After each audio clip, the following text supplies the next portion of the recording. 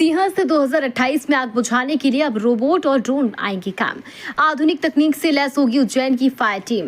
आगामी सिंहस्थ महाकुंभ 2028 को सुरक्षित और अग्निरोधी बनाने के लिए उज्जैन प्रशासन ने आधुनिक तकनीक का सहारा लेना शुरू कर दिया है। शुक्रवार को दशहरा मैदान पर अग्नि सुरक्षा एवं आपदा प्रबंधन का लाइव डेमो आयोजित किया गया, जिसमें कलेक्टर रोशन कुमार सिंह और नगर निगम आयुक्त अभिलाष मिश्रा की मौजूदगी में विशेषज्ञों ने अत्याधुनिक अग्निशमन उपकरणों का प्रदर्शन किया। डॉक्टर PS राहंगाडाले और उनकी टीम ने नगर के फायर फाइटर्स को सिखाया कि कैसे भीड़भाड़ वाले इलाकों और सकरी गलियों में रोबोट और ड्रोन की मदद से आग पर त्वरित काबू पाया जा सकता है। प्रदर्शन के दौरान मुख्य आकर्षण ATV ऑल टेरेन व्हीकल और QRV क्विक रिस्पांस व्हीकल रहे, जो कंप्रेस्ड एयर फॉर्म सिस्टम से लैस है। ये वाहन उन तंग रास्तों और घाटों पर आसानी से पहुंच सकेंगे जहां पर बड़ी दमकल की गाड़ियां नहीं जा सकती। इसके अलावा अत्यधिक जोखिम वाले स्थानों के लिए रिमोट कंट्रोल रोबोट को तैनात करने की योजना है, जिससे जान माल का खतरा कम होगा।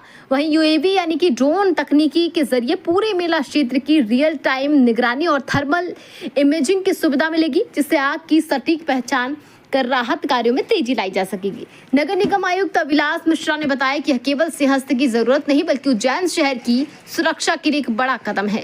उन्होंने कहा कि मोबाइल और प्री फैब्रिकेटेड कमांड सेंटर के जरिए आपात स्थिति में जरूरत के अनुसार संसाधनों को कहीं भी तेजी से स्थानांतरित और विस्तारित किया जा सकेगा।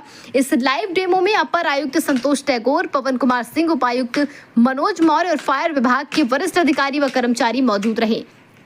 अब प्रशासन इन तकनीकों को सिंहस्थ की तैयारियों का मुख्य हिस्सा बनाने में जुट गया है, ताकि आने वाले समय में महाकुंभ का हर पहलू पूरी तरह से सुरक्षित रहे। लगती है उसको देखते हुए क्या प्रिवेंशन किया जाएगा और किस प्रकार का अभी योजना बनाई जा रही है? देखिए, फायर सेफ्टी के रिगार्डिंग प्रिपरेशन जो है न सिर्फ सिंहस्थ को देखते हुए बल्कि शहर में भी जो आवश्यकता है उसके हिसाब से लगातार हम लोग एक्सप्लोर कर रहे हैं कि क्या क्या चीज़ों की आवश्यकता है।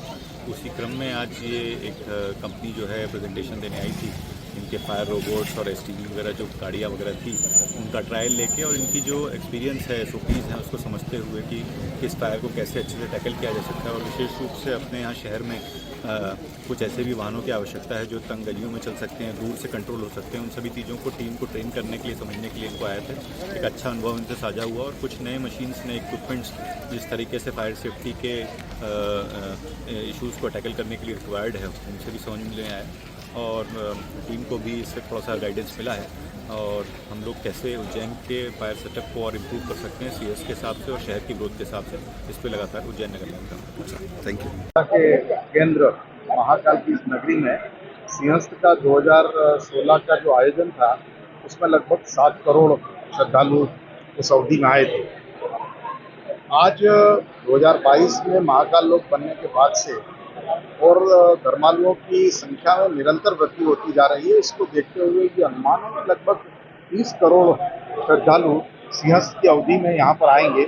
और इसको देखते हुए जो बुनियादी ढांचा है, उस बुनियादी ढांचे को निर्माण करने के लिए बहुत अच्छा कार्य हो रहा है। सारे मार्गों के जो चौड़ीकरण का कार्य हुआ है और जो आंतरिक व्यवस्थाएं हैं, उनको व्यवस्थाओं को सुधार करने के लिए जो कार्य किया गया वो अद्भुत है। पूर्व के अनुभव और वर्तमान की व्यवस्थाओं दोनों के सम्मिश्रण का एक ही मंच पर समीक्षा का जो कार्य हो रहा है, इससे निश्चित रूप से 2028 के सिंहस्थ को भव्यता देने में मदद मिलेगी। इस बार का जो सिंहस्थ, उसमें आने वाले श्रद्धालुओं की संख्या बहुत अधिक होगी। पिछली बार की तुलना में इस बार आप मान के चलिए कि कम से कम 4 गुना भीड़ आएगी। तो वो भीड़ जो आएगी वो अच्छे से सुविधाजनक तरीके से आ जाए, आने के बाद अच्छे से इनके स्नान हो जाएं, वो जहाँ भी जाना चाहते हैं भगवान के मंदिर में दर्शन कर लें और अखाड़ा क्षेत्र में, मेला क्षेत्र में भी उनका भ्रमण अच्छी तरह से हो जाए। उसके लिए आवश्यकता होती है कि एक तो घाट अच्छे होने चाहिए। तो इस बार काफ़ी अधिक लंबाई में, करीब 29 किलोमीटर लंबाई में नए घाट का निर्माण हो रहा है। तो घाटों की जो हमारे पास उपलब्धता है वो काफ़ी अच्छी हो जाएगी। और उसी के साथ साथ सड़कें भी हमारी जो इंटर डिस्ट्रिक्ट हैं वो सभी भी चौड़ी हो गई हैं और 3 नई और सड़कें भी आ गई हैं। तो लोगों को, बाहर से आने वालों को जो सड़क मार्ग से आ रहे हैं, उनके लिए भी काफ़ी आसानी होगी।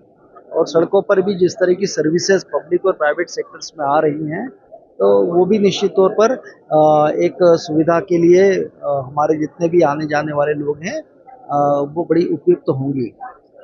खबर भारतवर्ष के लिए उज्जैन मध्य प्रदेश से संजय शर्मा की रिपोर्ट। अपने शहर, अपने प्रदेश की ताजा खबरों के लिए लाइक करें, शेयर करें, सब्सक्राइब करें और हाँ, बेल आइकन दबाना ना भूलें, क्योंकि खबर हमारी, फैसला जनतंत्र का।